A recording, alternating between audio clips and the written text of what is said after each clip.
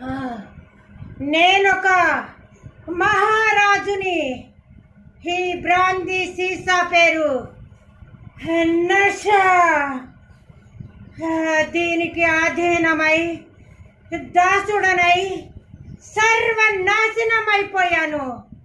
ఈ సీసా ఒక్కసారే కాదు, నన్ను 100 సార్లు సర్వనాశనం చేసింది. నా బుర్రలో దెయ్యమై కూర్చుంది. నన్ను చెడగొట్టి ఎంతో మంది జీవితాలను నాతో చెడగొట్టించింది.